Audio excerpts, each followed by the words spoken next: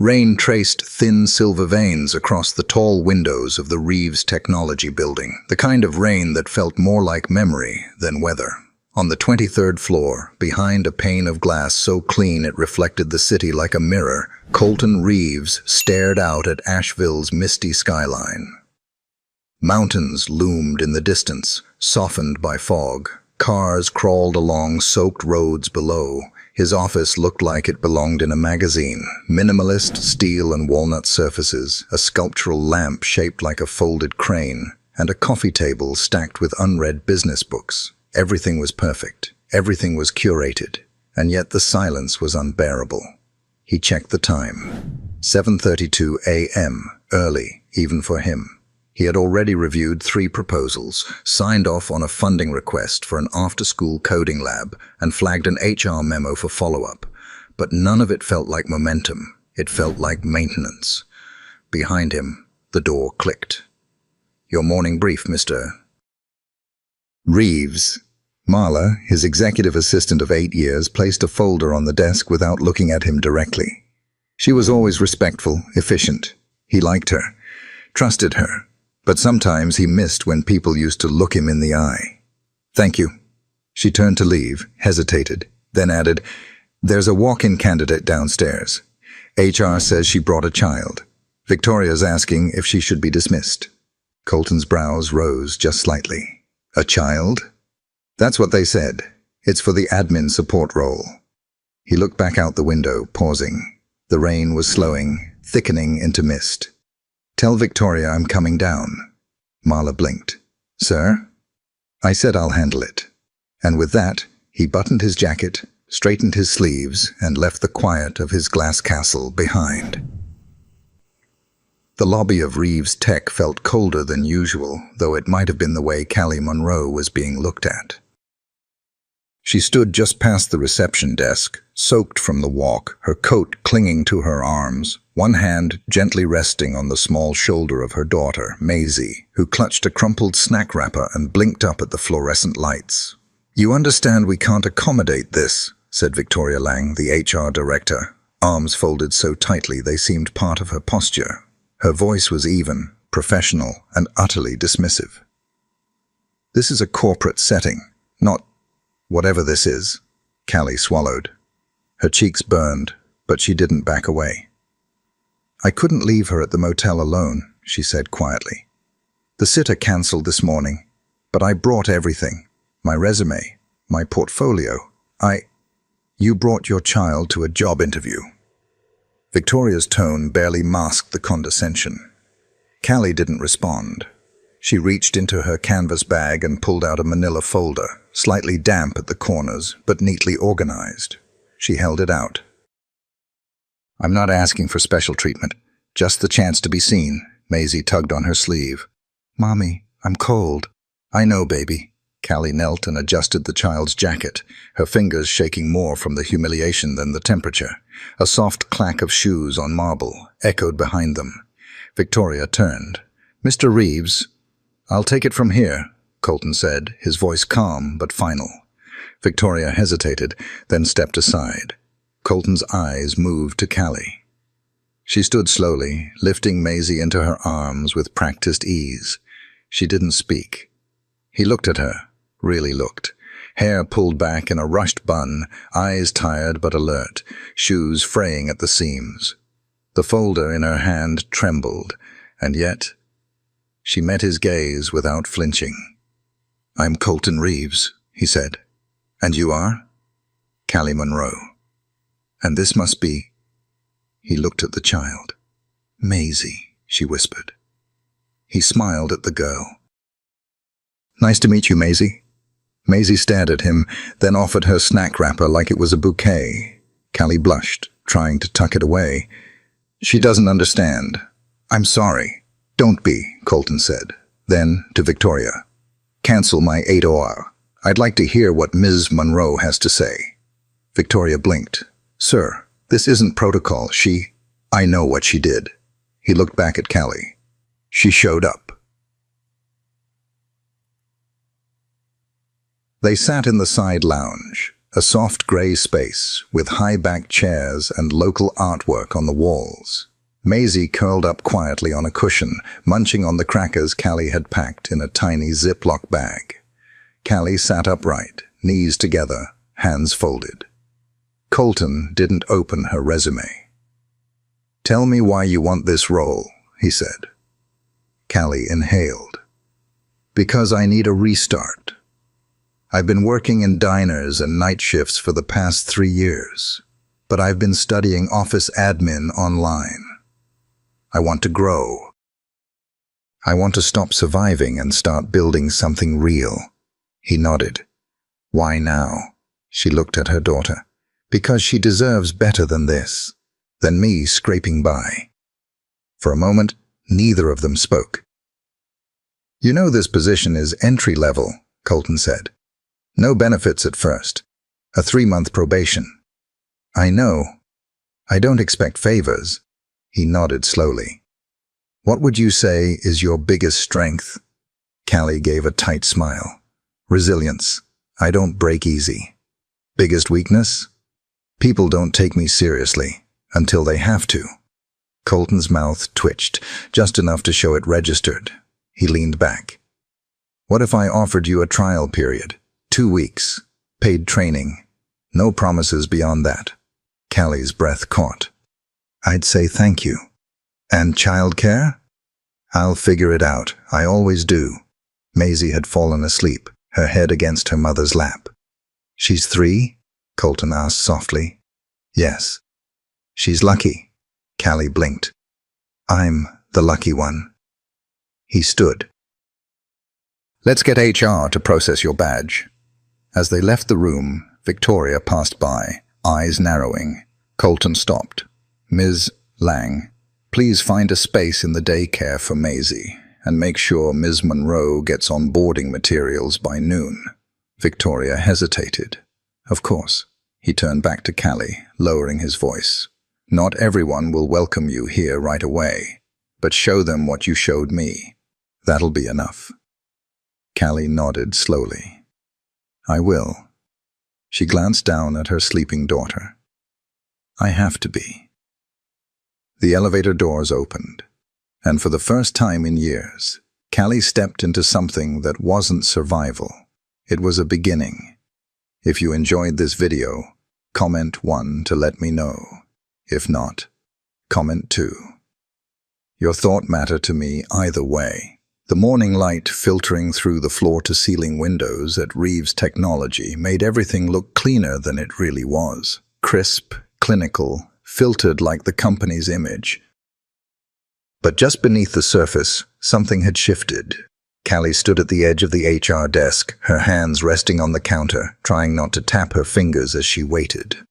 Maisie was downstairs in the newly opened spot at the company daycare, clinging to a stuffed llama and giving Callie one last sleepy-eyed wave before she went in. It had taken all of 20 seconds for Callie's shoes to squeak down the freshly mopped lobby floors, and for the receptionist to barely glance up when she said, "You can wait here." 15 minutes passed, then 20. She checked the time. 9:07 a.m. Her stomach turned, not because she was late, but because she didn't know if this was a test. Finally, the door opened. Nina Delgado stepped out. Early 30s, curly auburn hair in a perfect bun, sharp blazer, but eyes that were warmer than expected. "Callie Monroe?" Callie stood instantly. "Yes, hi. I'm here for onboarding." Nina waved her in. "I know." "Come on. We're glad you're here."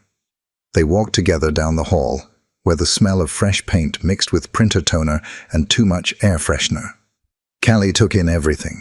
The way the light bounced off glass cubicles, the low hum of keys tapping in synchronized bursts. Everything here looked intentional. "Do people usually start this quickly?" Callie asked. Nina smiled sideways. "Only if the CEO personally calls HR and says, 'Get her in today.'" Callie blinked. "He did that?" "Mm-hmm." Nina paused at a desk near the far side of the floor. Don't worry. It's not because you're some kind of charity case. Colton's just... he notices things. The kind that matter. Callie didn't respond. She was still trying to figure out what exactly he'd noticed. Nina handed her a company badge with her name printed in bold. Callie Monroe, Administrative Support, Department C. Welcome to the team. Her desk was tucked in a quiet corridor near the finance pod. 3 monitors, an ergonomic chair, and a sticky note that simply read, Welcome C. Nina. It felt surreal. At 10:15, she got her first assignment. Input data from last week's inventory delivery. Nothing glamorous. But after the second hour of typing, her hands found a rhythm. Her breathing steadied. For the first time in a long time, her heart wasn't racing with worry. She didn't even notice he'd stopped beside her. I see they're already putting you to work. Callie looked up. Colton stood next to her desk, blazer off, sleeves rolled. Oh, yes, inventory logs. He nodded, scanning the screen. Not the most thrilling start. I don't mind. She smiled lightly. I've worked 3 closing shifts in a row during summer at a waffle diner. Data entry's practically spa treatment. He laughed, just once. It was quiet, genuine, almost surprised. Fair point, he said. Then, how's Maisie settling in? Callie's expression softened. She cried a little, but they said she let go of my hand eventually. He nodded thoughtfully. New spaces are hard for kids. And grown-ups. A beat passed. She looked up at him more directly now. Why did you give me a chance? Colton's gaze held hers for a second longer than expected. Because I've seen a lot of people dress the part, say the right things, and still lack substance. But you walked into a corporate lobby in the rain with your kid and still showed up like it mattered. That takes a kind of strength you can't fake. Callie blinked. Her throat tightened, but she managed to speak. Thank you. I wasn't sure anyone even noticed. I noticed, he said. And then he was gone. Back down the corridor, leaving her staring at the space he'd just occupied, heart rattling in her chest like it had just remembered it was alive. Heck. Lunchtime came. But Callie didn't move from her desk. She ate quietly, a banana, a granola bar, and half a peanut butter sandwich she'd packed for Maisie, but swapped out last minute for crackers. Across the floor, a few employees laughed near the espresso bar. They didn't look her way. She didn't expect them to. Hey. Callie turned. Nina stood beside her, with 2 steaming mugs in her hands. I figured you could use a coffee. Callie hesitated. I didn't want to take too long. Nina handed her the mug anyway. You won't. Trust me. They sat near the east windows, where the city spread out in layers of rooftops and red maples. Nina sipped her drink, then leaned back. People here, they mean well, but they live in bubbles. Degrees, internships, family money. They've never had to pick between gas and groceries. Callie blinked. She hadn't expected that kind of honesty. I grew up in a 2-bedroom with 5 siblings, Nina said with a shrug. First time I saw sushi was on Instagram. So yeah, when I saw you walk in yesterday, soaked with your baby and still holding it together, I respected the hell out of that. Callie's throat went tight again, but this time she didn't hide it. Thank you, she whispered. Nina smiled. You're not invisible here. At least, not to the ones who matter. By the time Callie picked up Maisie from daycare, the girl's face was smudged with marker and joy. She made 3 friends, the caregiver said with a wink. Tried to rename them all Sparkle. Callie laughed, the kind that started in her stomach and rolled up unexpectedly. As they walked to the elevator, Callie adjusted Maisie's backpack, her hands brushing the little stuffed llama inside. The elevator dinged open, and standing there, already inside, was Colton. Heading out? He asked. Callie smiled awkwardly. Yeah, just trying to beat the bus before it fills up. He glanced at her, then at Maisie, then back again. You take public transit from West Side, she nodded. We're staying near Maple Hollow right now. That's a long ride, he said softly. It's temporary, she said quickly. We're figuring it out. Maisie looked up at him. You're tall. Colton chuckled. I get that a lot. Mommy says we gotta keep standing up straight or our bones get crooked. Smart mom, he said, looking at Callie again. The elevator stopped. As the doors opened, he hesitated. You don't have to do this alone, you know. Callie tilted her head. Do what? Pretend like it doesn't get heavy. She said nothing for a moment. Then, with quiet resolve, if I stop pretending, I might stop moving. He didn't argue. He just nodded. Then I hope the pretending holds up until you don't have to anymore. Callie stepped off the elevator, Maisie's hand wrapped in hers. As they walked away, she heard Maisie whisper, Is he your boss? Callie smiled to herself. Yeah, baby. He's the kind of boss that notices. And for some reason, that made all the difference. The hum of fluorescent lights buzzed low overhead as Callie pressed through her second full day.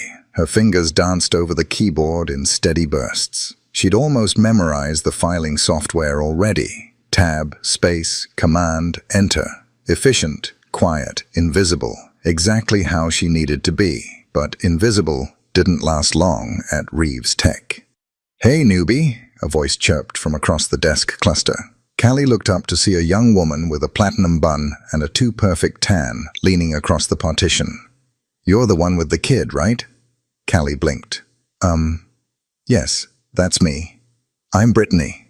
The woman's voice had a sweetness to it. Too sweet. The kind that tasted artificial. Just wanted to say welcome.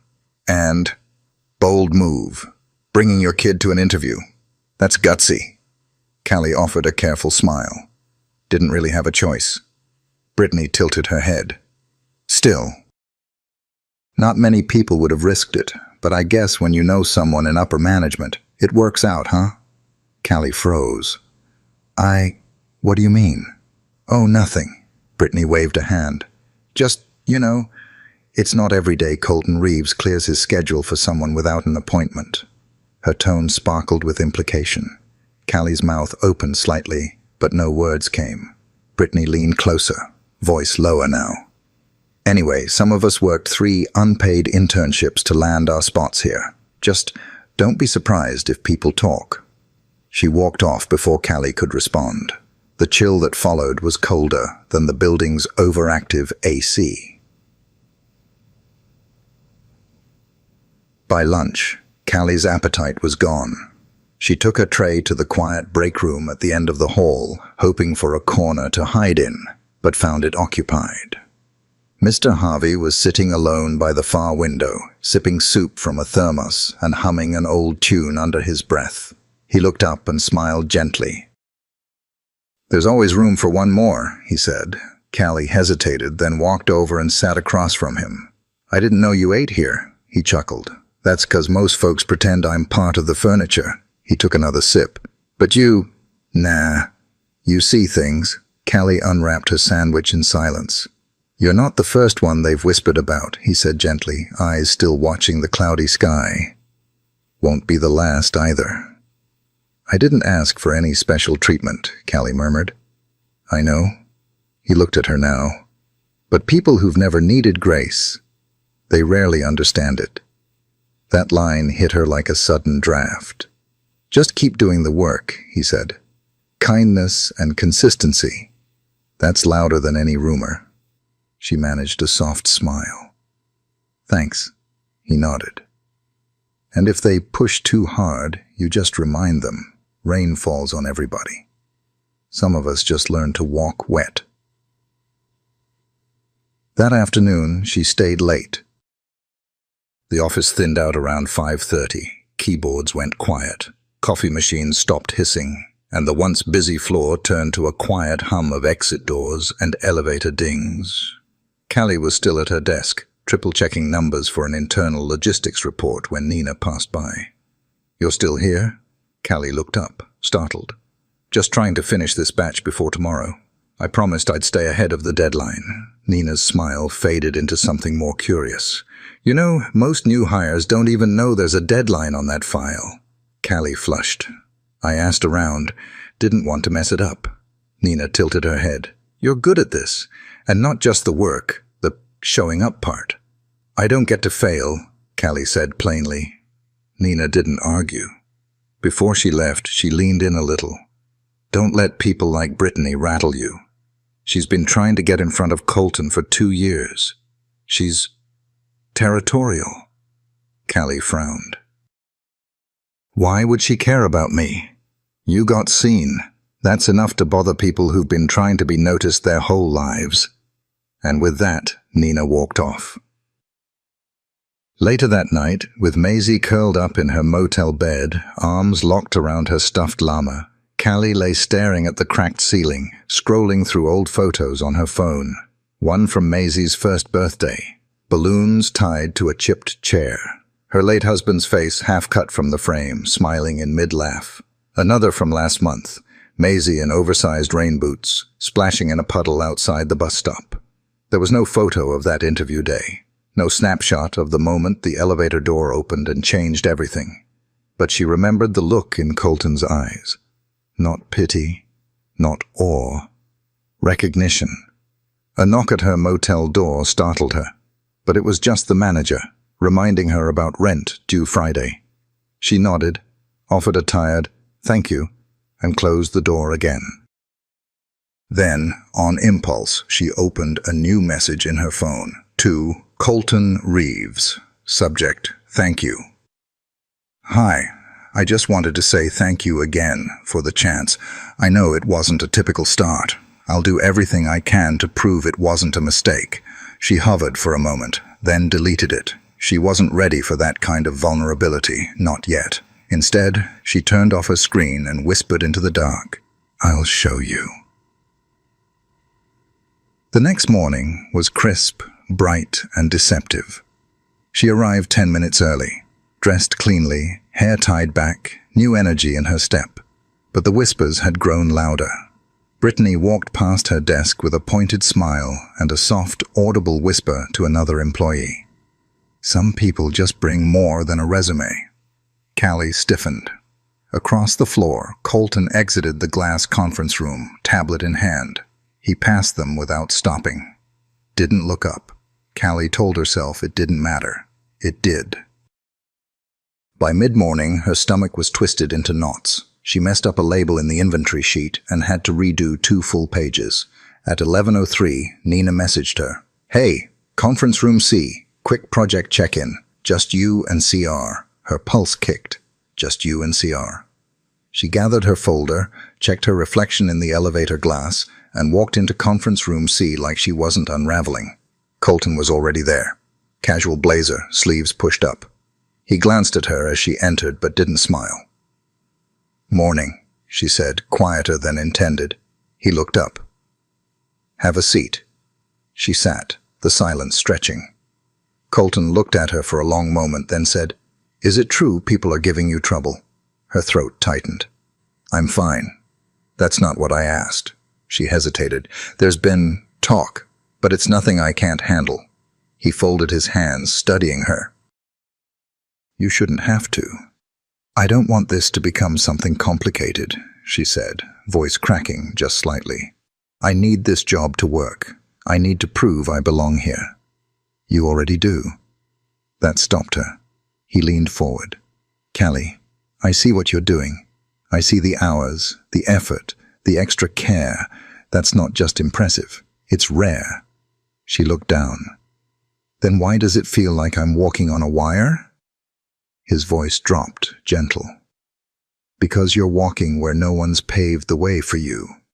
Yet. Their eyes met. For the first time, something passed between them.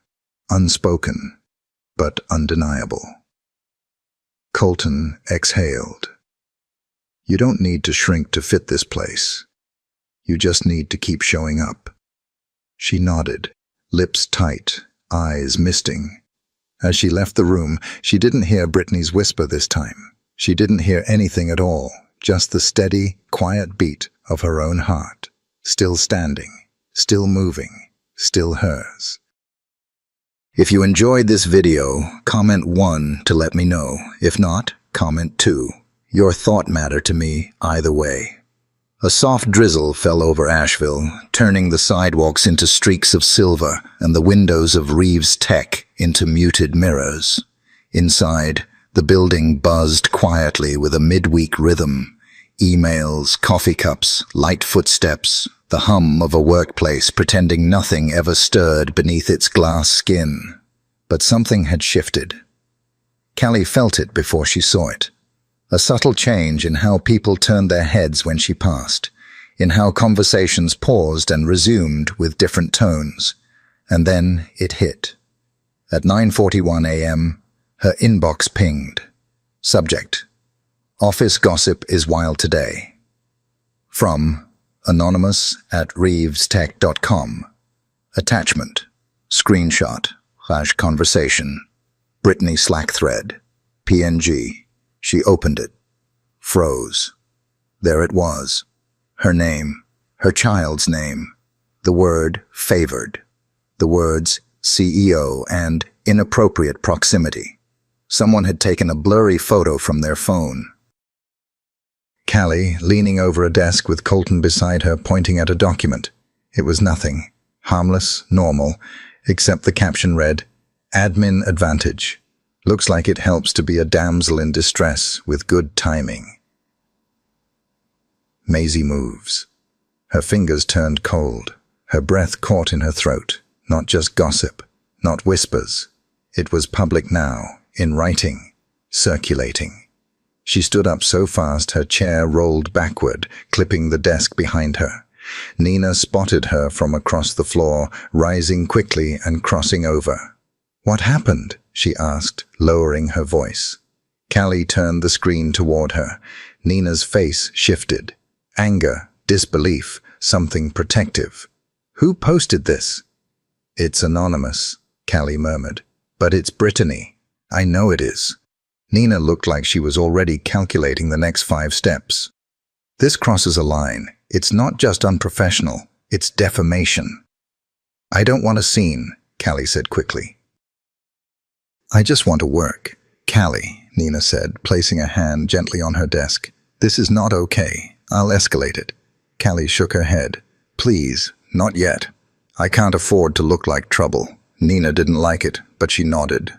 Just then, the elevator opened. Colton stepped out, expression unreadable, carrying a folder under one arm. People turned as he passed, like they always did. But this time it wasn't admiration. It was curiosity. It was speculation. He paused briefly when his eyes met Callie's across the room. Something flickered there. Concern. Then he turned toward the conference wing. Callie sat down slowly, heart thudding against her ribs. The ground beneath her was beginning to tilt. That afternoon, she tried to keep her head down. She answered emails, double-checked reports, reviewed her training modules, anything to stay focused. At 2:12 p.m., an HR calendar invite popped into her inbox. One-on-one check-in. Victoria Lang. 3:00 p.m. Conference room B. Her stomach sank. When she entered the conference room, Victoria was already seated. Straight spine, neutral face, legal pad on the table. Next to her sat Mr. Rollins, the company's general counsel. Callie's throat dried. Please, Victoria said, motioning toward the seat. Sit. Callie obeyed. There's been a concern brought to our attention, Victoria said, folding her hands, regarding your relationship with Mr. Reeves.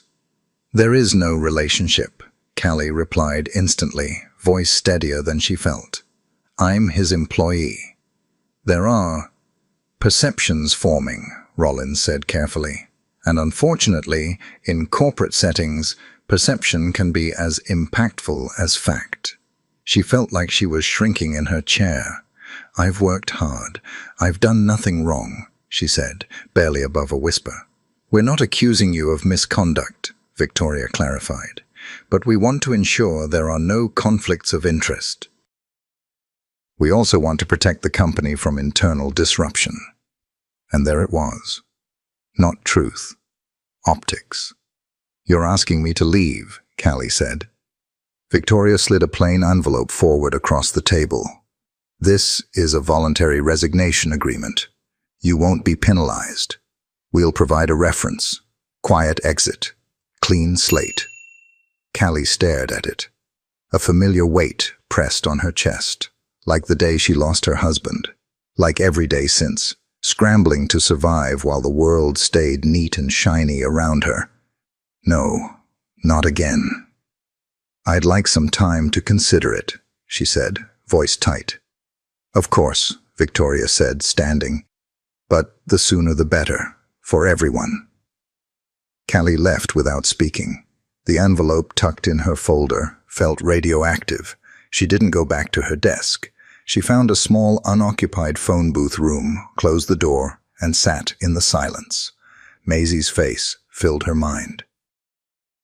Her tiny voice saying, "Mommy, we don't give up, remember?" Callie closed her eyes. That's when she heard it. A knock on the glass. She looked up. Colton stood there, jaw tight. He opened the door just slightly. "Can we talk?" She followed him to an empty meeting space at the end of the hallway. Closed blinds, low light. The outside drizzle had picked up again. "I heard," he said softly. Too late. Her hands tightened around the folder still clutched in her arms. "They want me to resign." Colton's expression hardened. "No, that's not happening. I can't be the reason your company implodes," she whispered. "You're the CEO. I'm a trial admin with a kid and no backup plan." "You're not the reason," he said, voice rising slightly. "The reason is a culture that's too comfortable dragging women down the moment they stand out." Her eyes welled, but she blinked hard. "Colton, they think I'm here because of you." He stepped closer, not too close, just enough. "You're here because of you," he said. "You earned this."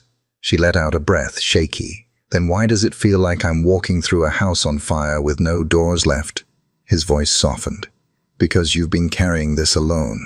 But you don't have to." Silence fell. Her tears didn't. He looked down, then back at her. "Do you want me to say something? Publicly?" Callie shook her head. "That'll only make it worse." "Then tell me what you need." Her voice cracked. "I need to not feel ashamed of doing the right thing." He reached into his pocket and pulled out a small, crumpled sticker.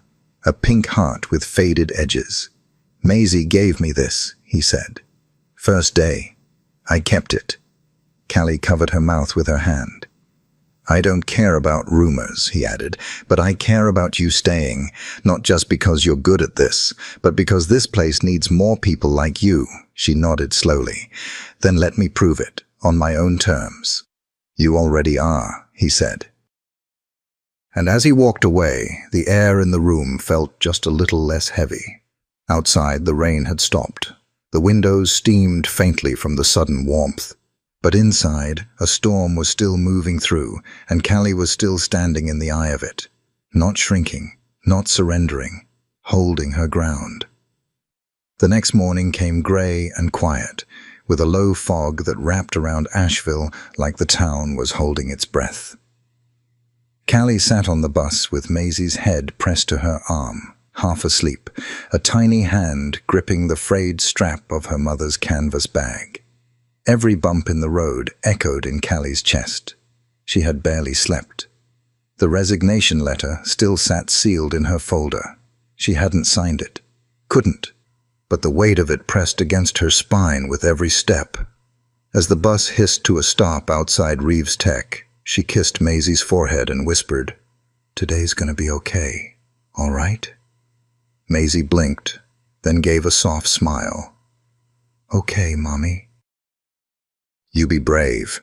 Callie tried to hold on to those words as she walked into the building. Inside, everything looked the same, sleek, polished, professional. But now, it felt like every eye was waiting for her reaction, not openly, just in that subtle, sharp way people track the fallout of a story they've already decided the ending to. At her desk, her inbox had 3 new messages. One from Nina. "Don't let them get in your head. You still got this. Meet me in the break room at 10. The other 2 were from unknown addresses. One read, "Keep it professional. That's all we're saying." The other, Hope the job was worth the spotlight. Callie stared at the screen, her pulse climbing. Her fingers hovered over the delete key. Then slowly, she dragged both emails into a folder labeled Proof. She wasn't going to run, not this time. At 10 o'clock a.m., sharp, she slipped into the break room. Nina was there already, stirring sugar into a paper cup. "You okay?" Nina asked gently. Callie sat down. "I think so, maybe. I don't know." Nina slid a muffin across the table. "Eat, then talk." Callie peeled back the wrapper, hands trembling just slightly. "There were more emails this morning." Nina's eyes narrowed. "From who?" "Anonymous accounts. But they're internal. Someone's trying to rattle me." Nina blew out a slow breath. "We'll bring it to it." "No," Callie said. "Not yet. I want to finish this week. Hit every deadline. Then we'll talk. I need to prove something."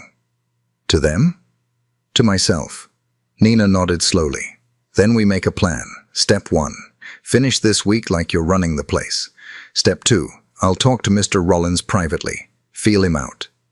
"You're not alone in this, Callie." Callie's throat tightened. "Thank you." They sat in silence for a moment, steam rising between them. Then Nina smirked.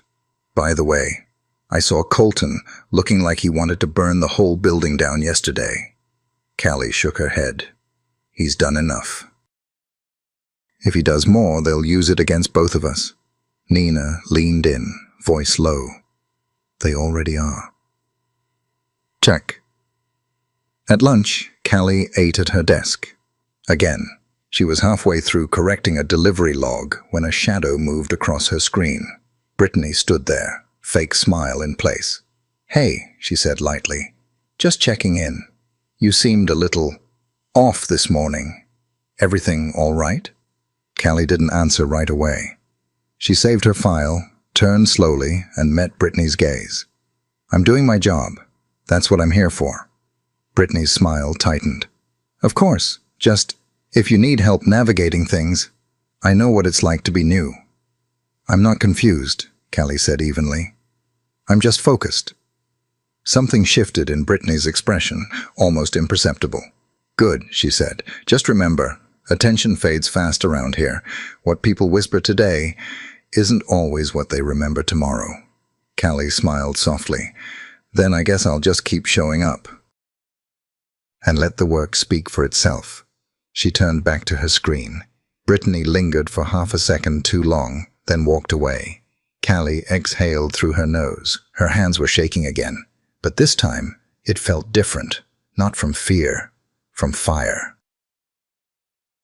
That afternoon, Colton called a department-wide meeting. He rarely attended these in person, so when he walked into the open forum room and took the mic, everyone straightened in their chairs. Callie sat near the back, notebook in hand, trying to stay small. "I wanted to say something today," Colton began, "because there's been a lot of noise in the last few days, about roles, about integrity, about perception." He let the silence settle. "I founded this company to change systems, not repeat them. And I've seen too many places where quiet excellence gets buried under loud assumptions." Callie's breath caught. "So here's what we're going to do," he continued. "We're doubling down on transparency, mentorship, and internal mobility, and we'll be spotlighting employees who lead with grit, not gossip." A few glances moved toward her. She felt them, but Colton didn't look her way, not once. That, somehow, made it mean more. "Good work speaks for itself," he finished, "and so will we." When the meeting ended, Callie was the first one out the door, not because she was embarrassed, because she needed air. She stepped into the rooftop garden, one of the company's quieter perks. The sky was still overcast, but the clouds had broken just enough to let in a sliver of light. She sat on the stone bench, heart pounding, wind brushing against her face. "Hey," she turned. Colton stood a few feet away, hands in his pockets. "I didn't do that for you," he said. "Not just for you." "I know," she replied. "But I meant every word." Callie looked down at her lap. "I never asked for attention." I know that too. She looked up at him, finally. Why are you still helping me? He was quiet for a long moment. Then, because I've been you. That answer knocked the breath from her lungs. I've stood in rooms, he continued, where people assumed the worst just because I didn't come from the right place, or because I didn't say the things they expected. She swallowed hard. And when I finally made it to the top, he added, I told myself I'd look back, and if I ever saw someone trying to climb the same cliff, I'd make damn sure the rope didn't break. Callie blinked quickly, trying to clear the mist from her eyes. I don't want favors, she said. You're not getting any, he replied, stepping closer. You're earning everything. I'm just making sure no one unplugs the spotlight before you get there. A long silence followed, then Maisie's voice echoed in her memory. You be brave, Mommy. She stood. Thank you, she said softly, for the rope. I'll do the rest. Colton smiled, not the charming kind. The quiet, grateful kind. As he walked away, she turned her face back to the sky. It wasn't sunny yet, but the light was coming through, and she was still standing in it. The following Monday began with the kind of early morning haze that made everything look softer than it really was. Callie adjusted Maisie's hood, zipped her daughter's jacket to the top, and kissed her cheek just before walking her into the company daycare. Maisie, in return, gave her one of those sleepy grins that somehow carried all the light Callie needed to face the day. She held on to that smile as she rode the elevator up, reminding herself, it's a new week. But even before the doors fully opened, she felt the shift. Again, people weren't whispering now. They were watching, calculating. The kind of pause in the air that meant something new had entered the rumor mill. Callie stepped out carefully, shoulders straight, jaw tight. At her desk, her computer booted slowly, too slowly. A spinning wheel that never quite landed. She opened her drawer to grab her notes and found a small, white envelope instead. No name, no return address. Inside, a single sheet of paper. Check the internal site. Company Spotlight. Page 3. Her stomach sank. She pulled up the site on her phone. There it was. A newly published article under Employee Highlights featuring her. Meet Callie Monroe, from chance encounter to team asset. The piece was glowing, too glowing, quotes from Nina, even a line from Mr. Harvey. But there was one sentence that set everything on fire. Colton Reeves, our CEO, calls Callie's drive an unexpected force of change that this company needed. He hadn't written the piece, she knew that. But the attribution was real, and it made everything worse. She barely had time to process it when Brittany walked by, fake surprise dripping from her voice. Wow, must be nice to have your own PR team. Callie didn't look up, didn't flinch. But her throat closed. Then, as if fate had been watching her unravel, the phone on her desk rang. Callie? It was Nina. Can you come to Colton's office now? Colton stood by the window when she arrived, sleeves rolled, a navy sweater over a white button-up, casual, like nothing was burning. Callie walked in with the article still clutched in her hand. You saw it? He asked, without turning. Yes, she said sharply. Everyone saw it. He finally turned around. That was supposed to be an internal morale piece. I approved the quote, but I didn't know they'd lead with it like that. She shook her head. You don't understand what this does. It feeds the story people already want to believe. He stepped closer. Then we tell the real story. No, her voice cracked. We don't tell any story. Colton watched her carefully. This is about more than perception, isn't it? Callie blinked hard. I'm doing everything right, Colton. I come early. I stay late.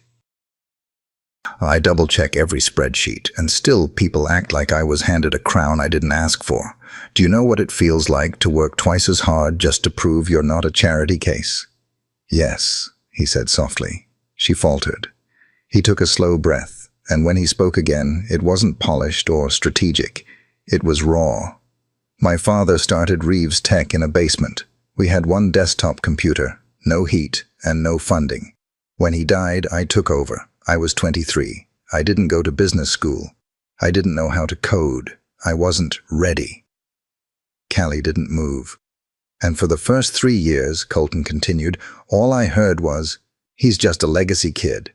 He'll burn it down. Even the board tried to replace me, twice. She swallowed hard. I used to lie awake at night wondering if they were right, he said, voice barely above a whisper. Until I stopped trying to be the man they expected and became the one I needed to be. Callie sat down, slowly, like her knees finally gave up fighting. I don't want to be rescued, she said. I just want to matter. You do, he said, but not because of me, because of what you've done here, what you keep doing. She looked up at him, exhausted and lit from within all at once. Then let me lead. Let me prove that without headlines, without spotlight. Colton nodded. No more articles, no more sudden features, just space to grow. Done, he said. She stood. Their eyes locked for a moment longer than was professional, then was safe. Then she turned to leave. Before she reached the door, he spoke again. Maisie told me she wants to be an astronaut. Callie turned back, caught off guard. She did? Colton smiled. She said she wants to build her own spaceship so no one can ever tell her where she's allowed to go. Callie blinked. That kid's going places, he said. Just like her mom. She didn't speak, just nodded once and left the room, this time without trembling. Later that afternoon, she was back at her desk when Nina stopped by with a cardboard box. What's that? Callie asked. Your name's on it, Nina said, setting it down. Callie opened the box slowly. Inside was a small, framed photo. Maisie at the company picnic last weekend, mid-laugh, ice cream smeared on her cheek. Next to it was a note. Because she already has a front-row seat to what courage looks like. No signature, just that. Callie looked around. No one was watching. For once, the floor buzzed on without her as its center, and that, oddly, felt like peace. She placed the photo on her desk, centered it, smoothed the edges of the note with her fingertips, and for the first time in weeks, she allowed herself a full breath. She was still here, still rising, and she hadn't broken. The first real snow dusted Asheville overnight. By morning, the sidewalks were painted in white lace, and rooftops wore soft caps of silence. Through the floor-to-ceiling windows at Reeves Tech, the view looked like a winter postcard, but inside, the atmosphere was anything but still. Callie sat at her desk, sleeves rolled up, a pencil tucked behind one ear as she clicked through vendor files for the new logistics rollout. Her fingers moved fast, efficient, precise. She didn't even look up when a coffee cup landed gently beside her. She glanced sideways. Colton stood there. I owe you a refill, he said. She raised an eyebrow.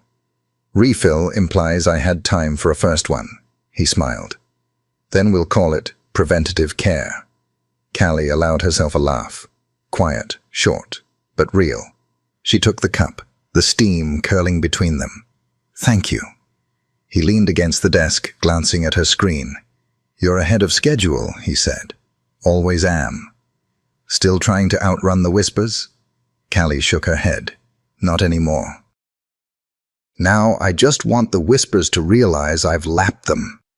Colton let out a soft breath, something close to admiration in his eyes. Before either could say more, Nina poked her head around the corner.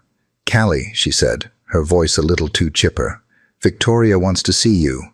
Colton stiffened, but Callie just nodded. I'll be right there. When Nina disappeared, Colton leaned in slightly. You want me to come? No, Callie said. If I'm going to climb this ladder, I need to be the one holding the rungs. He looked like he wanted to argue, then nodded. Just make sure she knows who she's talking to. Callie smiled. Oh, she will. Victoria's office was, as always, immaculate. Every folder aligned, every award centered on the shelves. A single orchid sat in the window, perfect and still.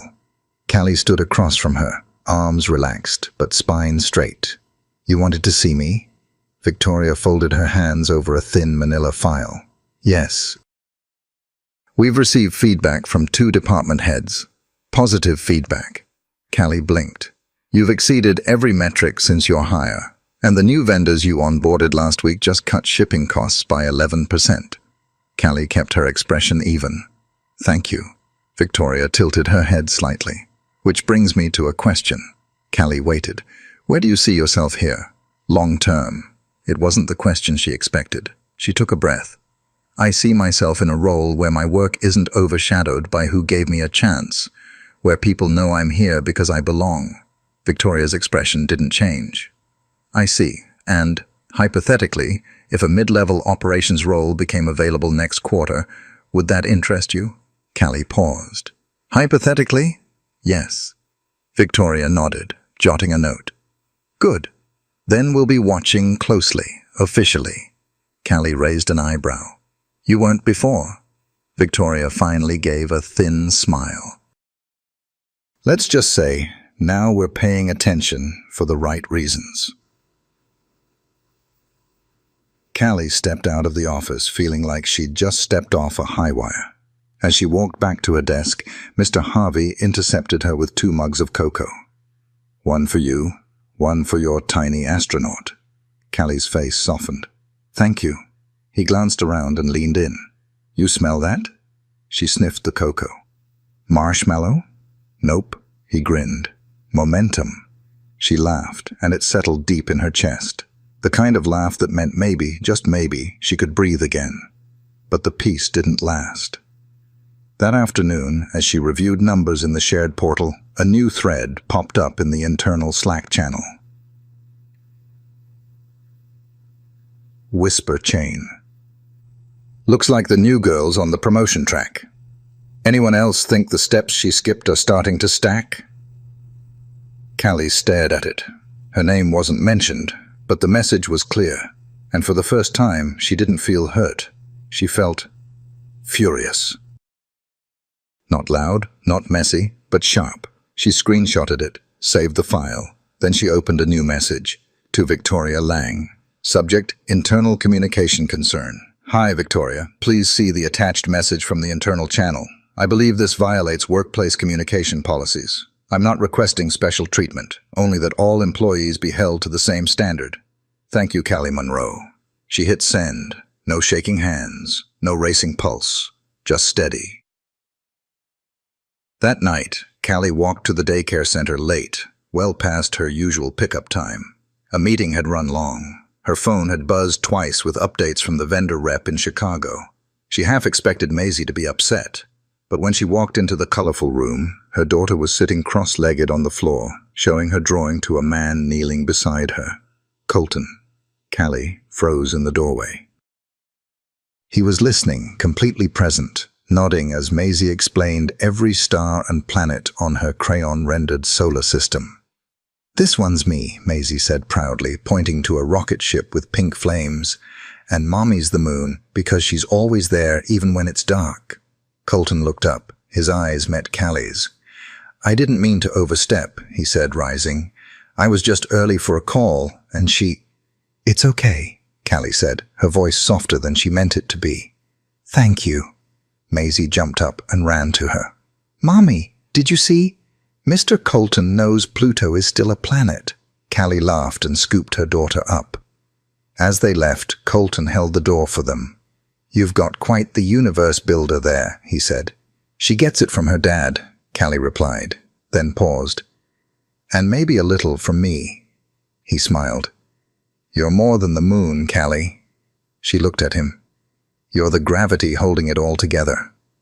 A silence fell between them, not awkward, but weighted.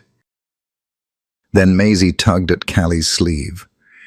"Mommy, can Mr. Colton come to our planet sometime?" Callie blushed. "That's up to Mr. Colton." He knelt again, eyes kind. "Well, I'd be honored, but only if your mom says it's okay." Callie's heart fluttered. "We'll see," she said. But even as they walked away, part of her knew. He was already orbiting closer. Snowfall returned to Asheville like it had never left, coating the city in a quiet hush that made the streetlights glow like paper lanterns. By Wednesday morning, the sidewalks were slushy and salt-stained, but inside Reeves Tech, the pulse of winter hadn't slowed anything down.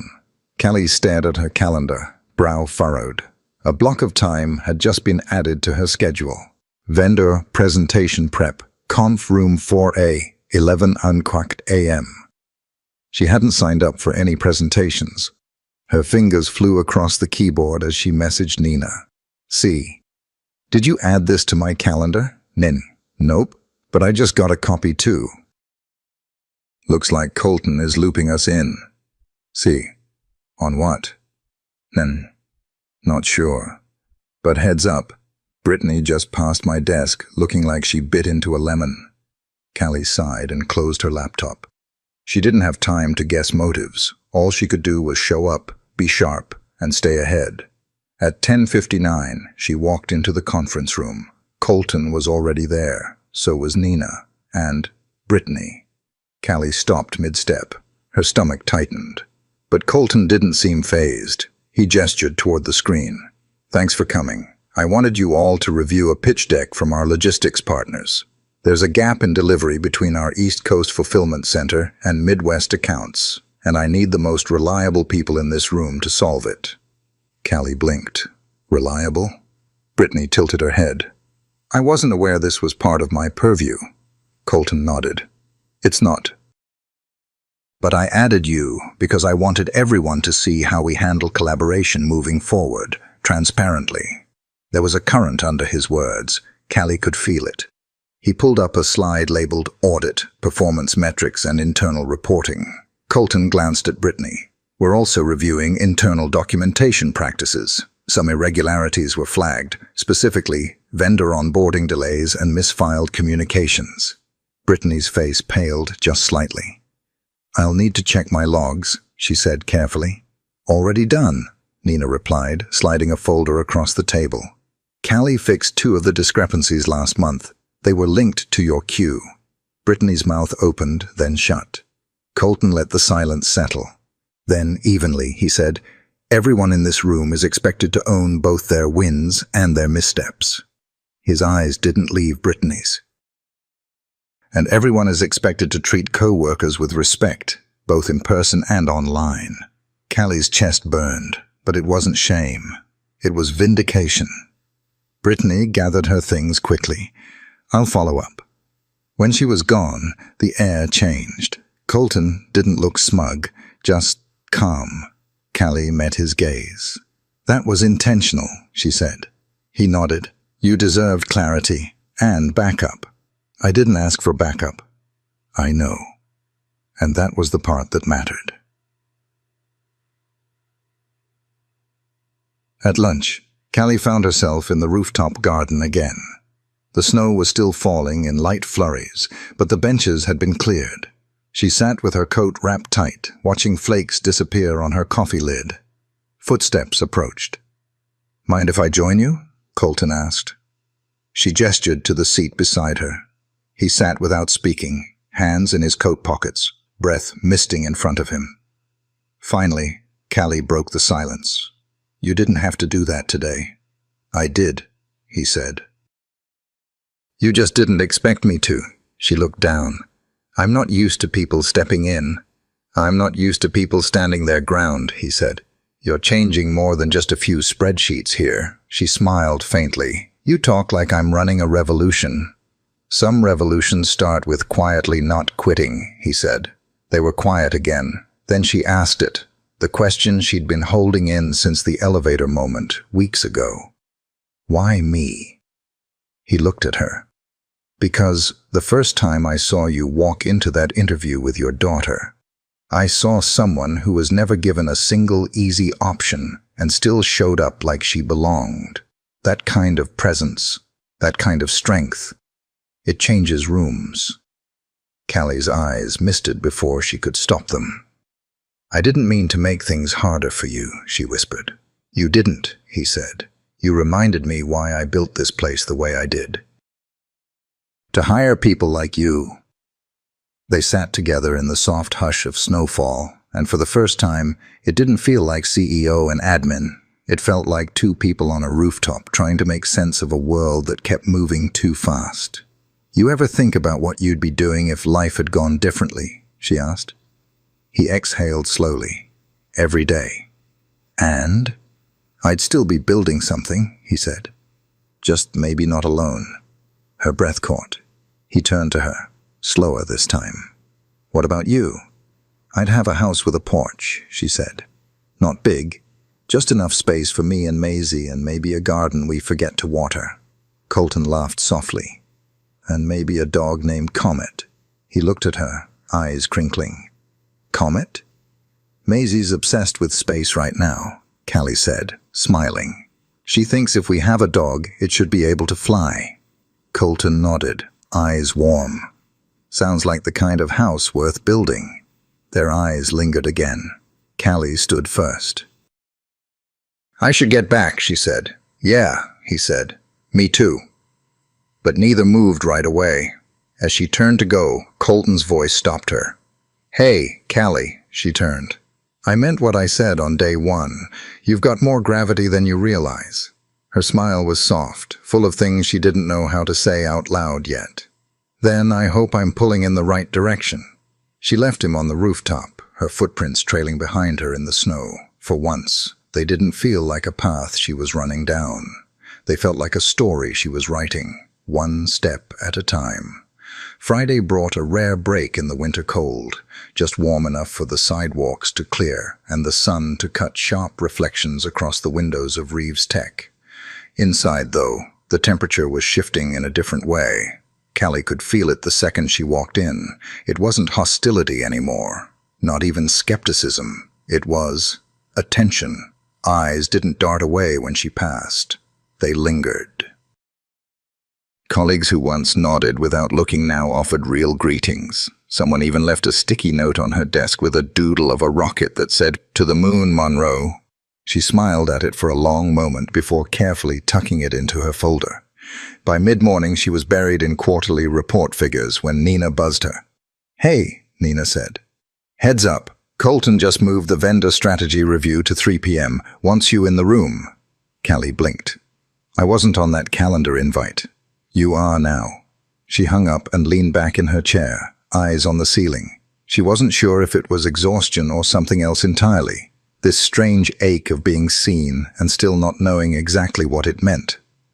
At 2:59, she walked into conference room 2B. Colton sat at the head of the table, navy blazer over a crisp white shirt. 3 other department heads lined the side. Nina gave her a reassuring smile from the corner. Callie took a seat. "Let's talk expansion," Colton said without preamble. "We're opening the Denver satellite office in Q3. I want Callie leading the back-end vendor transition." A soft pause fell over the room. "You mean overseeing it?" one manager asked. "No," Colton said. "I mean leading it, full scope, budget review, contract compliance, logistics alignment. She's already been doing the work in Asheville. This is just official." Callie stared at him, pulse steady but loud in her ears. He didn't even look her way as he kept talking. "Let's not waste time pretending hierarchy is the same thing as results. She's earned this." One by one, the others nodded. When the meeting wrapped, she waited behind. "You really just did that," she said when the door closed. Colton tilted his head. "You think I'm handing you something?" "No, I think you're lighting a match." "Again." He stepped closer, voice quieter. "You're ready." And they needed to see that. Not in a newsletter. In real time. Callie watched him, trying to find the words for the unease brewing inside her. "It's not just work anymore," she said finally. "You know that, right?" He didn't blink. "I do." She swallowed. "So, what are we doing?" Colton hesitated, but not out of uncertainty. He was choosing, and when he finally spoke, it was careful, intentional. "We're doing what matters first. The rest, we handle with respect." Her chest ached in a strange, delicate way, not from pain, from restraint. Before she could reply, her phone buzzed. A message from daycare. Maisie had a fever, mild but rising. "I have to go," she said, already gathering her things. "I'll walk you down," he offered. She hesitated, then nodded. They didn't talk in the elevator, but when the doors opened and they stepped into the cold afternoon light, she turned to him. "You're not making this easier." "I'm not trying to," he said gently. "I'm trying to be honest." She opened her mouth, then closed it. Because the honesty was exactly the problem. It made everything too real. By the time she reached the daycare, Maisie was curled up in a blanket fort in the nap room, cheeks flushed but still smiling. "Mommy," she whispered, reaching out. Callie scooped her up, kissed her forehead, and murmured, "Let's get you home, sweet girl." On the bus ride back to their apartment, Maisie drifted to sleep in her arms, her tiny body tucked against her mother's chest. Callie stared out the window, snow beginning to fall again. The silence wrapped around her like a question she didn't know how to answer. That night, after Maisie had been tucked in with a dose of grape-flavored medicine and a lullaby about Jupiter, Callie sat on the couch with her laptop open, unread messages blinking in her inbox. One was from Victoria. Subject, promotion path proposal. Let's schedule time. Monday to talk Denver officially. We're reviewing your raise request and adding HR into the loop. Another from Colton. Subject, no title. Don't lose sleep over timing. Or anything else. We're just moving forward. However you need that to look. She stared at that one the longest. It wasn't flirtation. It was care, typed plainly. And maybe that was what scared her most. She closed the laptop and let her head fall back against the couch, the quiet of the room filled with the soft sound of wind outside and the hum of the old radiator. Her phone buzzed again. Maisie, from the next room, had called her name in her sleep. Callie got up, padded barefoot across the cold floor, and knelt beside her daughter's bed. Maisie stirred. "Mommy?" "I'm right here," she whispered. Maisie reached for her hand and squeezed. "You're not the moon," she said groggily. "You're the sun." Callie's heart pulled tight in her chest. "Why's that, baby?" "Because you make everything warmer." Tears slipped down her cheeks before she could stop them. She stayed there for a long time, forehead pressed to her daughter's hand, heart full and broken and healing all at once. By the time she stood again, something in her had settled. Not resolved, but rooted. She walked back to the living room, reopened her laptop, and replied to both messages. To Victoria, she wrote, "Thank you. Monday works. I'm ready." To Colton, she wrote only, "Forward. One step at a time." Sunday arrived, wrapped in grey skies and quiet streets. The snow had stopped, but everything still looked frozen in place, as if the world itself was holding its breath. Callie stood at the stove in their tiny kitchen, stirring a pot of soup, while Maisie rested on the couch beneath a mountain of blankets, watching an old cartoon about a girl and her robot dog. Every few minutes, Maisie coughed softly, then settled again. "You okay, baby?" Callie called. "I'm good," Maisie replied, voice small but determined. "The robot's helping her fix her spaceship." Callie smiled and stirred a little slower. It should have been a peaceful morning, but her heart was pacing. Tomorrow was the meeting with Victoria, and it wasn't just about the Denver transition or the raise. It was about officially stepping into a role that felt like a second skin, but still wasn't hers on paper. And underneath all of that was Colton. He hadn't messaged since Friday night. She hadn't either, but the silence was its own kind of loud. She wasn't used to this, the weight of being respected, the responsibility of being seen, the risk of being wanted, because that's what it was now. Not a crush, not a passing connection. It was real. And real had rules. Real had risks, especially when a child was involved, especially when your name still carried whispers. When the soup was done, she poured 2 bowls, one small, one even smaller, and brought them to the couch. Maisie perked up as soon as she saw the steam. "Smells like hugs," she said. Callie laughed, even as her throat tightened.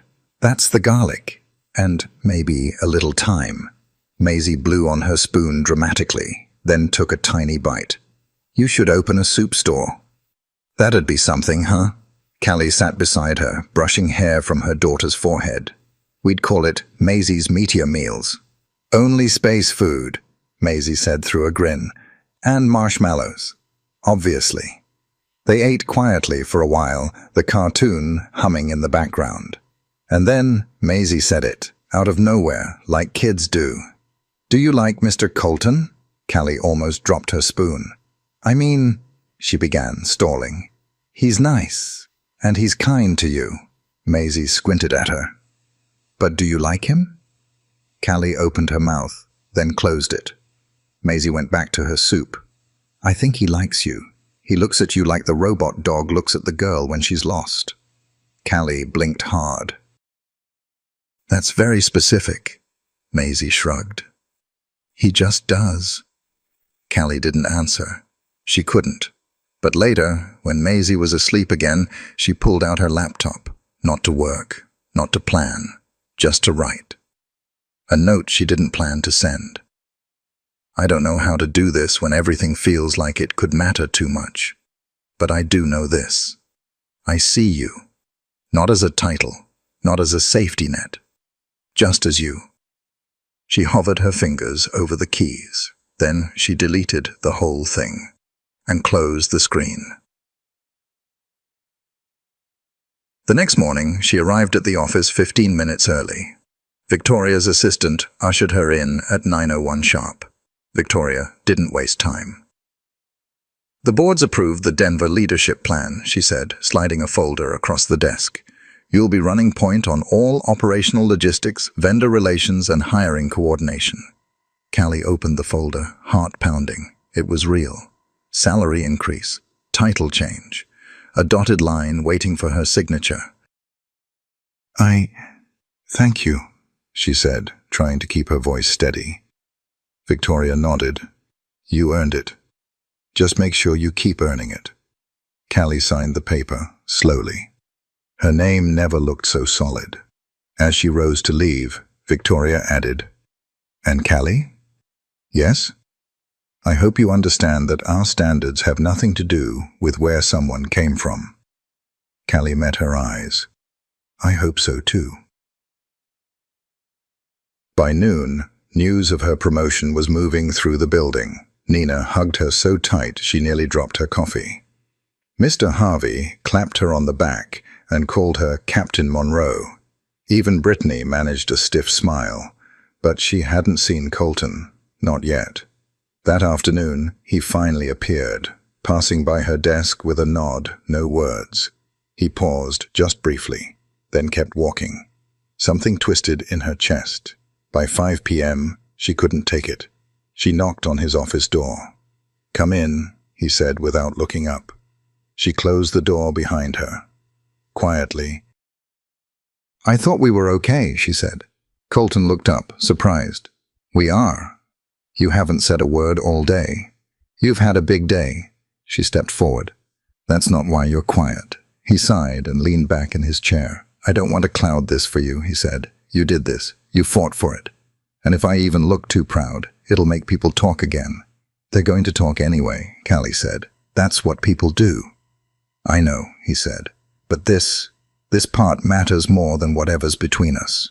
She swallowed. "What is between us?" He stood slowly, walked around the desk until he was only a few feet from her. "I think you know." Callie's eyes shimmered. "Say it anyway." He reached out, hesitated, then let his hand drop. "I like you, Callie, not because of what you've overcome or what you've built, but because when you walk into a room, it feels like the air changes." Her breath caught. "And because when Maisie smiled at me like I belonged there," his voice faltered, "I wanted to." Silence wrapped around them, thick with everything unsaid. Finally, Callie stepped forward. "I'm scared," she whispered. "So am I," he replied. They didn't touch. They didn't move. But something shifted. Not an answer, not a kiss, but the quiet understanding that this was not the end. It was the moment before, and it held just enough gravity to pull them both forward. The following Monday began with a soft rain blanketing Asheville, turning every window into a blur of gray and silver. It wasn't dramatic, not the kind of storm that demanded attention, but it was steady, insistent, the kind of rain that sank deep into the soil, quietly reshaping everything it touched.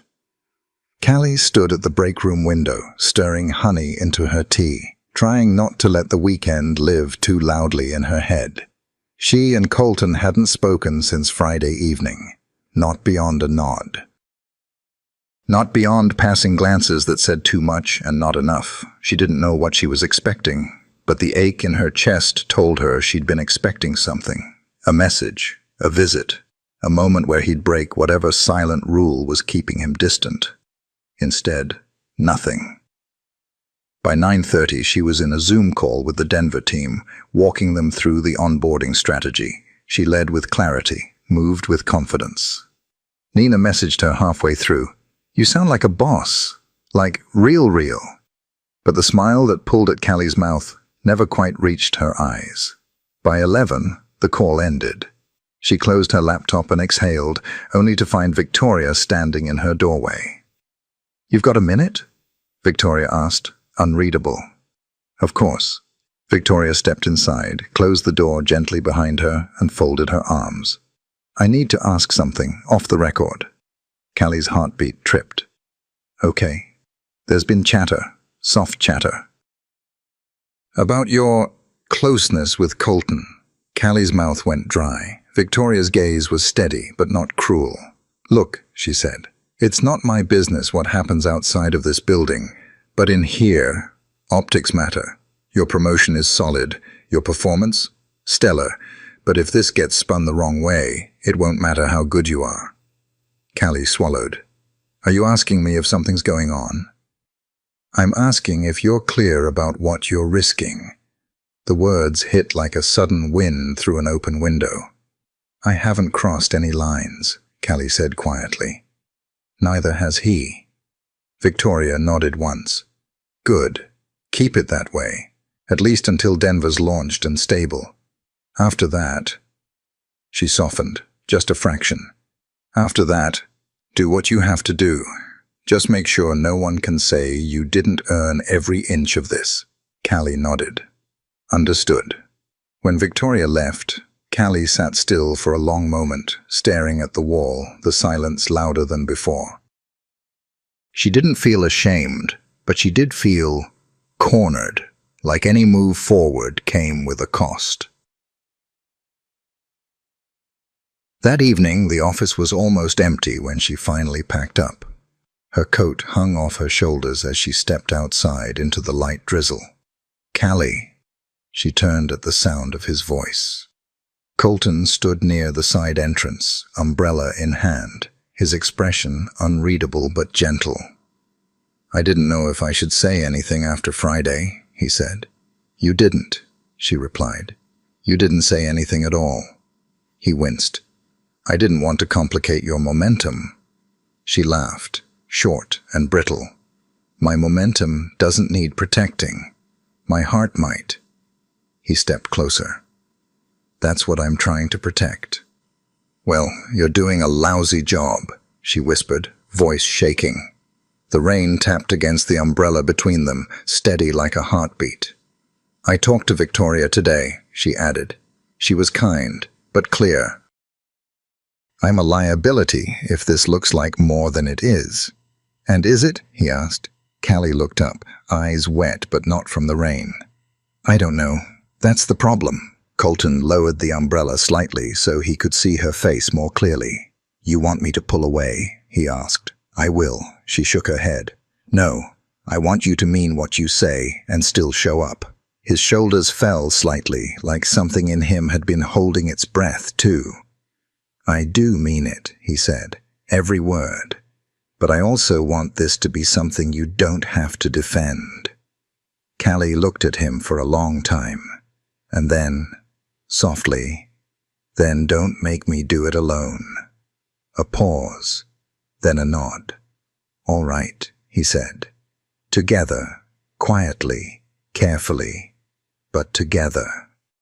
It wasn't a declaration, it wasn't even a plan, but it was enough to walk into the rain with.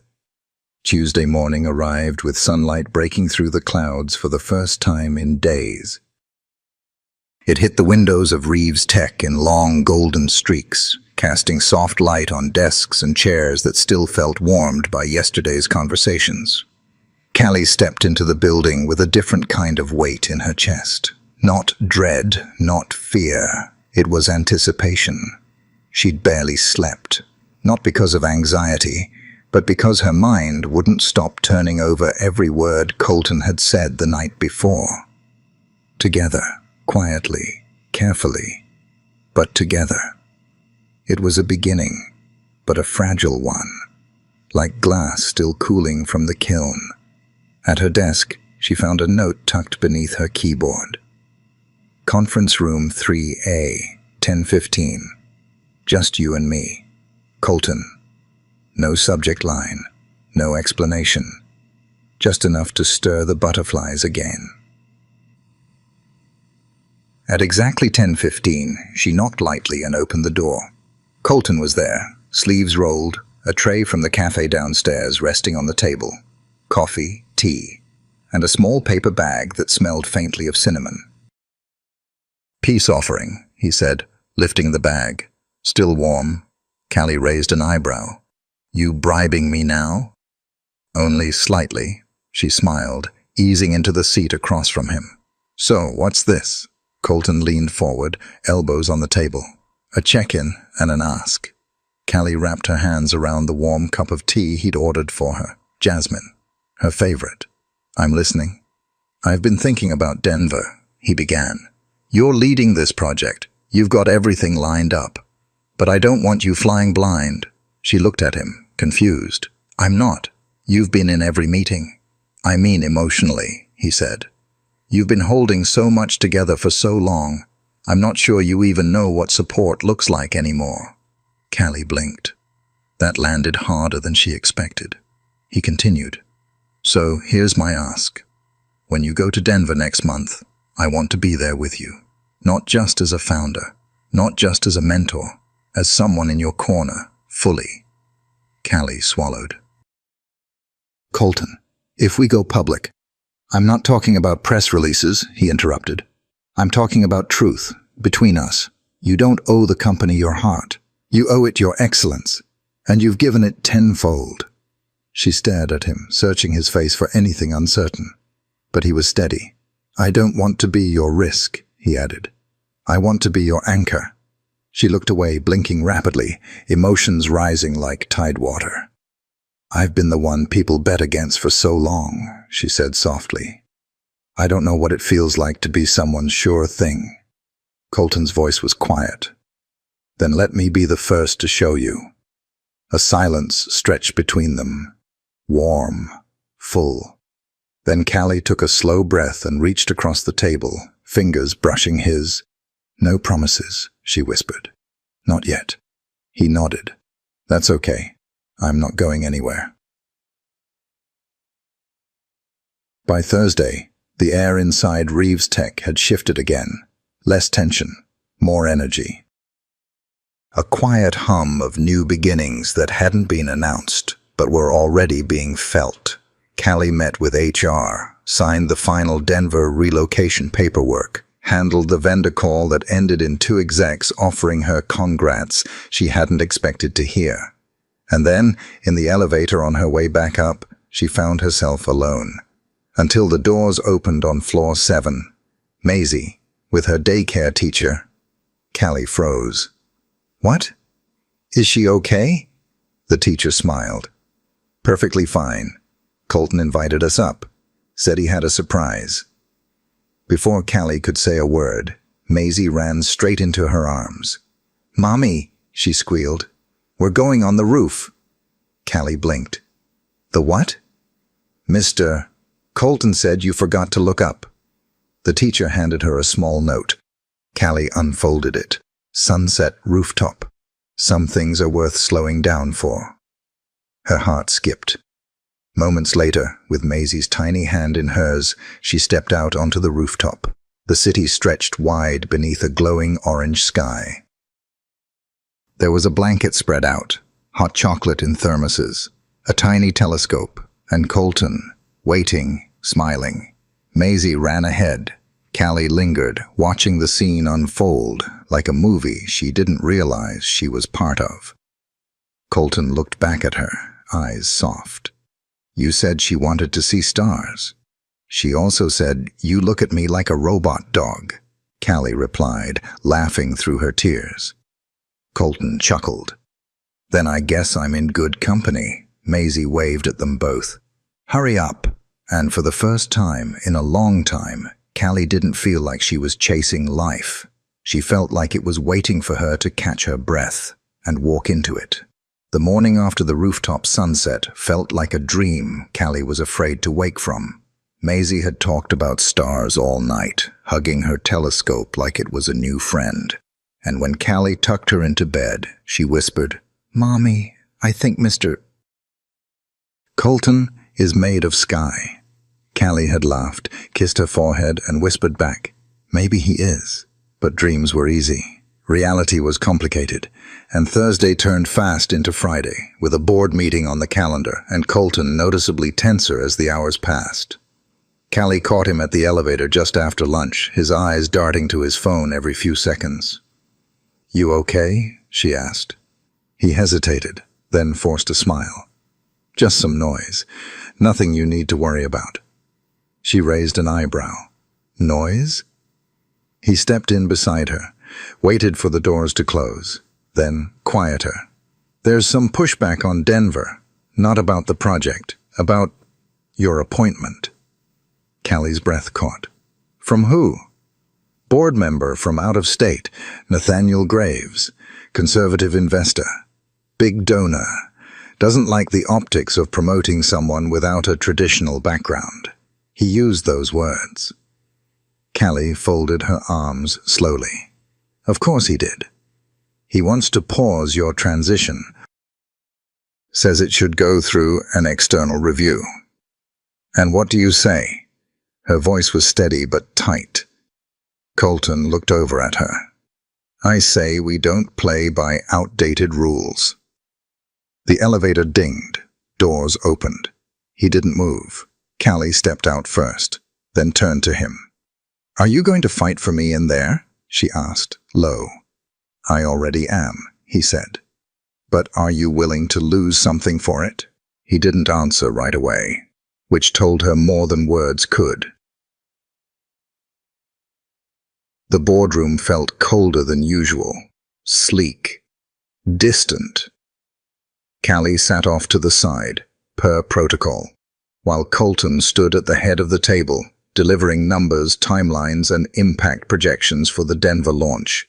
He was sharp, smooth, controlled, until Nathaniel Graves' gray suit, polished voice, cleared his throat and cut in.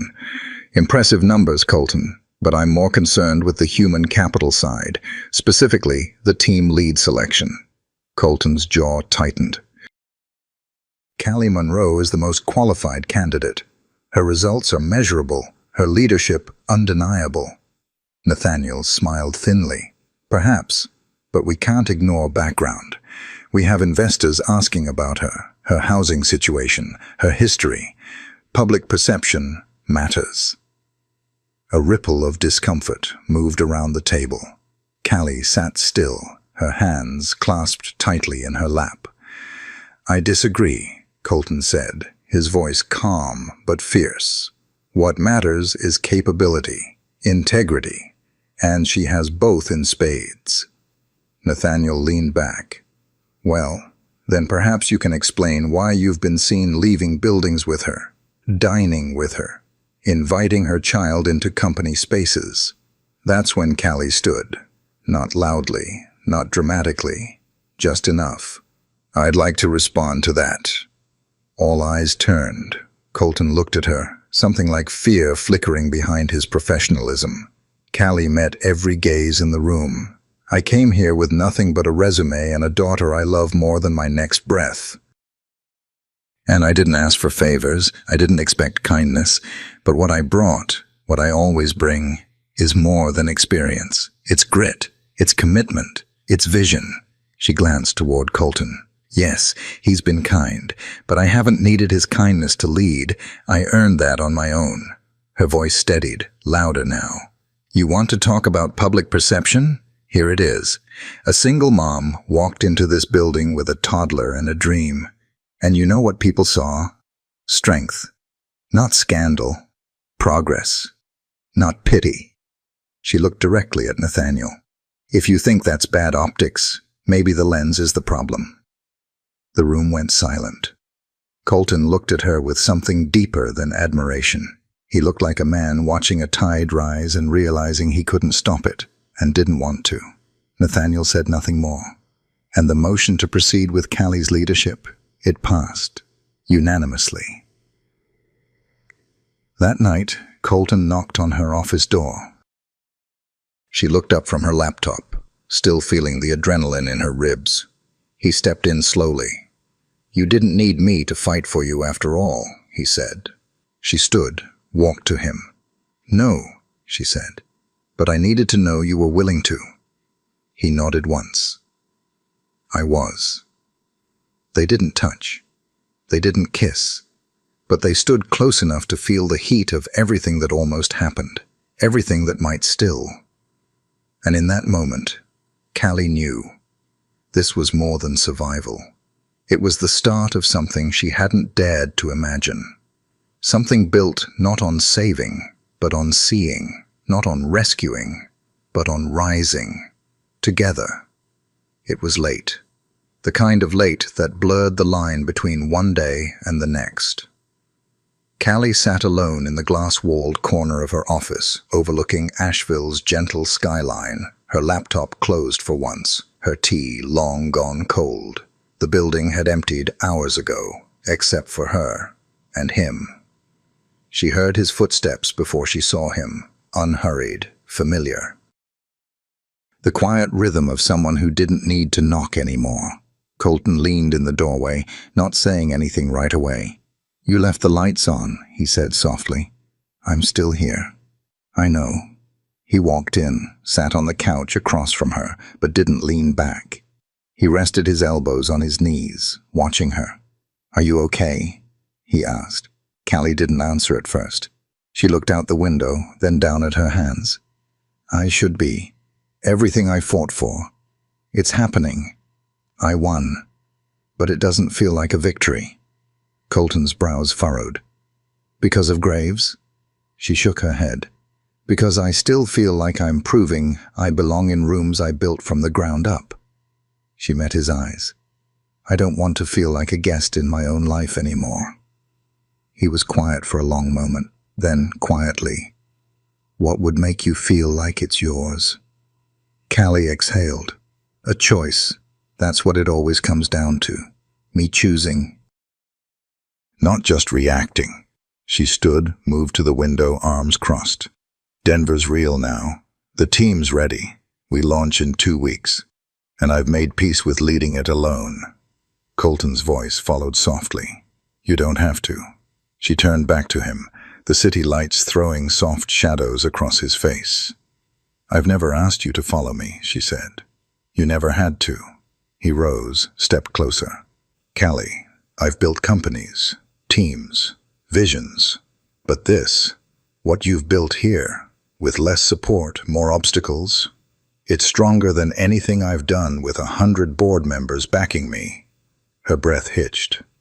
I believe in you, he said. But I want to be where you are. If that's Denver, I'll fly there every weekend. If it's here, I'll wait.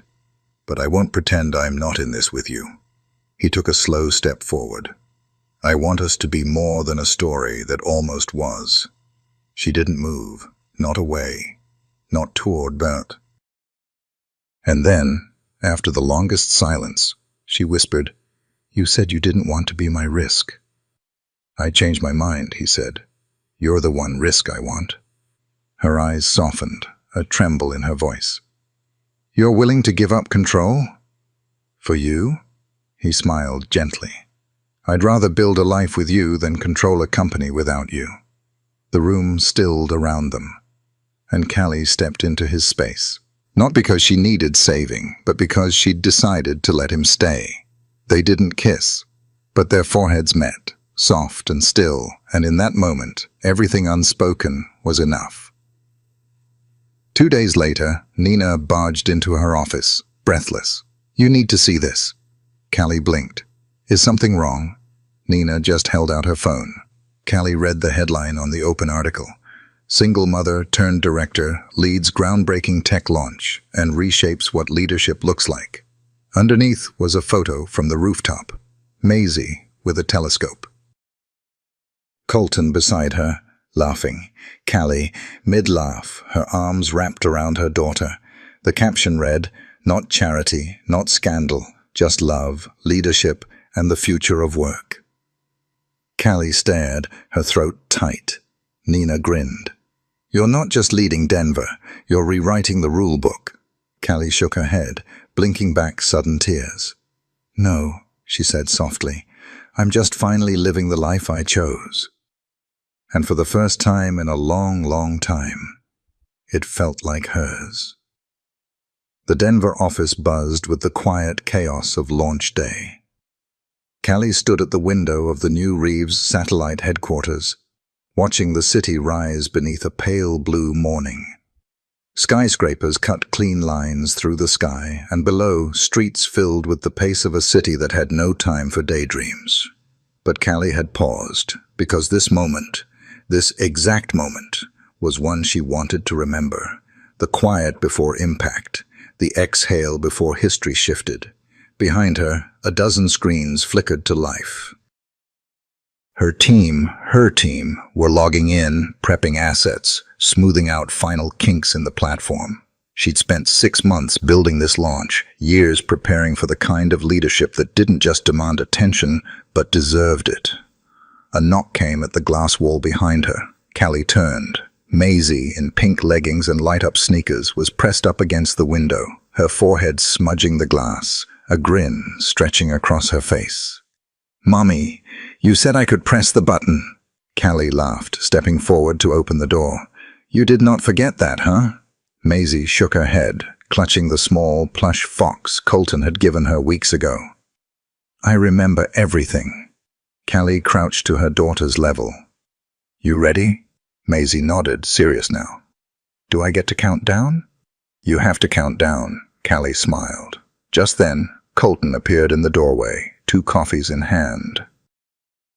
He looked out of place in a way that somehow made perfect sense. Expensive suit, slightly wrinkled, like he'd dressed in a hurry. His tie was slightly crooked, his smile completely undone. Someone told me this was where all the magic was happening. Maisie bolted toward him. Mr. Colton, I get to launch it. He lifted her into his arms with ease. Well then, the honor goes to the best tech boss in the room. Callie rose, watching them both, heart full in a way she hadn't been able to name until now. I'm glad you came, she said, voice soft. Colton handed her the coffee. I wouldn't have missed this. Besides, he glanced around the polished space, the walls filled with Callie's ideas made real. This place feels like you. She stepped closer.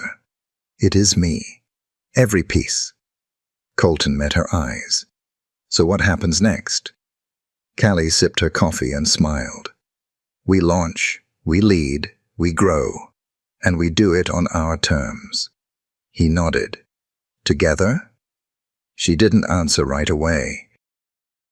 Instead, she looked at Maisie, whose fingers were already hovering over the tablet that would trigger the final server sync.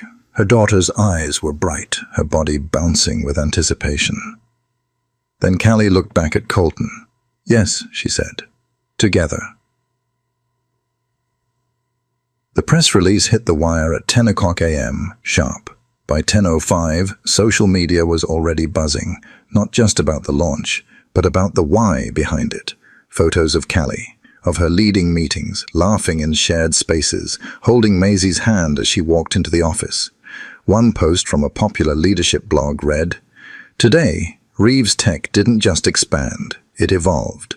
Meet Callie Monroe, single mother, innovator, proof that strength looks a lot like grace under pressure. Another read. They said motherhood would slow her down. Turns out, it fueled her climb. By noon, her inbox was flooded. Women from across the country, executives, nurses, artists, teachers, thanking her for being visible. Being possible. Nina sent a single message. You didn't just launch a product. You opened a door. Callie read the words twice, then closed her eyes. Let them settle. That night, the team threw a small celebration in the common room. There were cupcakes and sparklers, and someone blasted a cheesy 90s playlist that got everyone dancing. Yes, even Mr. Harvey.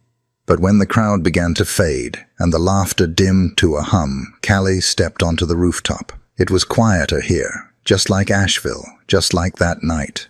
The stars were faint, but they were there. Colton joined her after a few minutes. He didn't say anything right away, just stood beside her, hands in pockets, breathing in the moment. You remember when I said I didn't want to be your risk, he said finally. She glanced sideways at him, smirking. You've said a lot of things, he smiled. Well, I was wrong. She waited. Loving you, he said, has been the safest, surest thing I've ever done. The wind caught her hair, sweeping it gently across her cheek, and still she didn't speak. So he added, you make me want things I thought I'd outgrown, a home, a family, not because I'm supposed to, but because it's you. Callie turned to face him, eyes steady, words measured. You're not here to fix me, she said. No. You're not here to rescue me. I know. She stepped forward, one breath away. Then stay, she whispered. Just stay. Colton nodded. Always. They didn't need fireworks. They didn't need vows. Not yet. This wasn't a story that ended with a wedding or a ring. This was a story that ended with choice, with presence, with love that had been earned, slowly, painfully, beautifully. Months later, a teacher asked Maisie to draw her family. She handed in a picture with 3 stick figures holding hands. One had a dress, one had a suit and messy hair. And one, smack in the middle, had bright yellow shoes and a stuffed fox. When asked who they were, Maisie beamed. That's my mommy, she said proudly. That's Colton. And that's me. The teacher smiled. Is he your dad? Maisie nodded. Not from the beginning, but he chose us. She paused, then added, and we chose him back. And sometimes, that's the most beautiful kind of love there is.